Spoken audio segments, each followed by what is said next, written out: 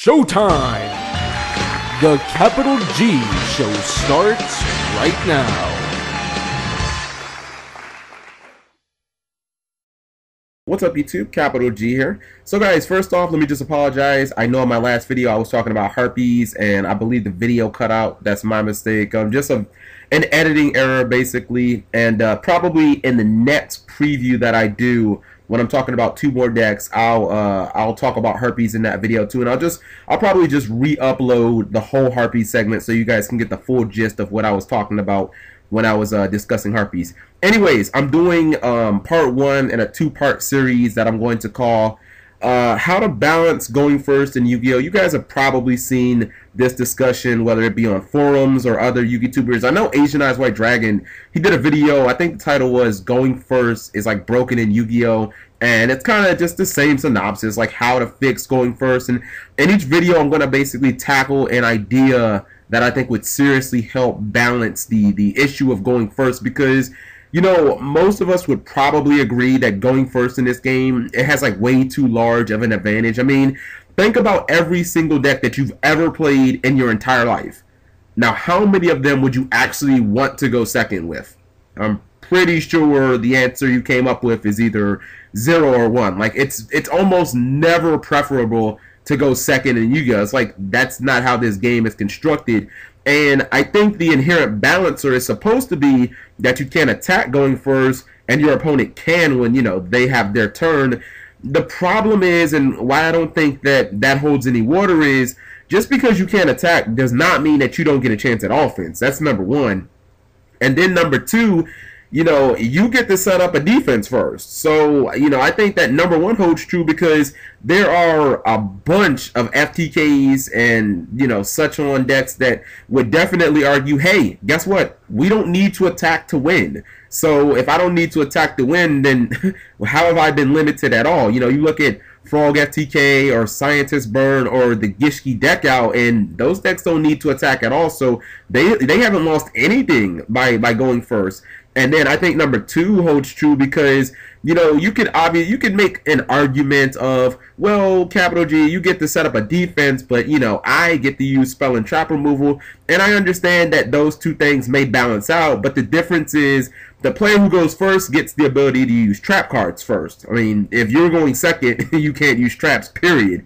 You know, there is no Makiura the Destructor, there's no Temple of the King, so, you know, your opponent has a whole opportunity to use this entire card pool of traps, and you don't.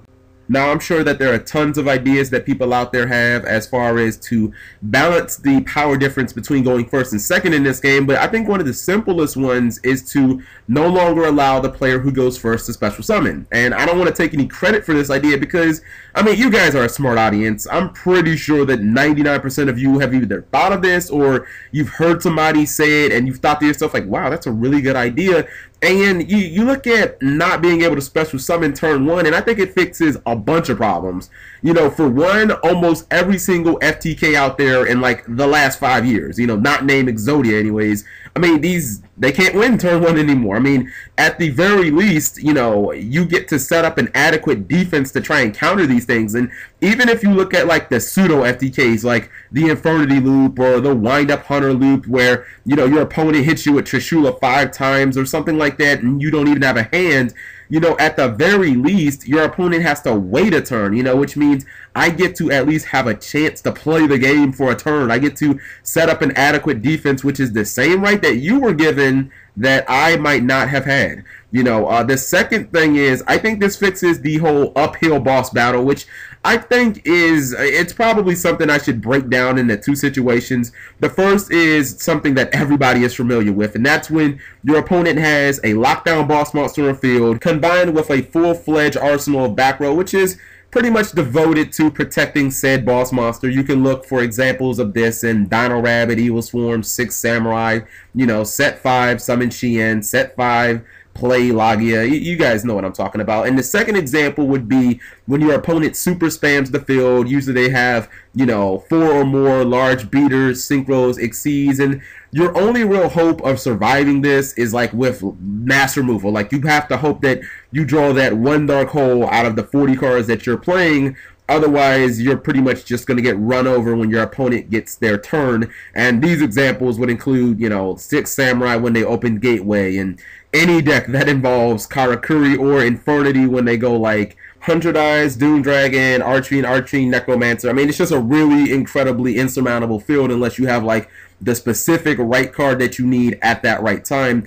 And based on the complaining of hundreds of competitive duelists over maybe, I don't know, the last 5 years or so, I mean, I think that I'm justified when I say these situations are very fucking annoying.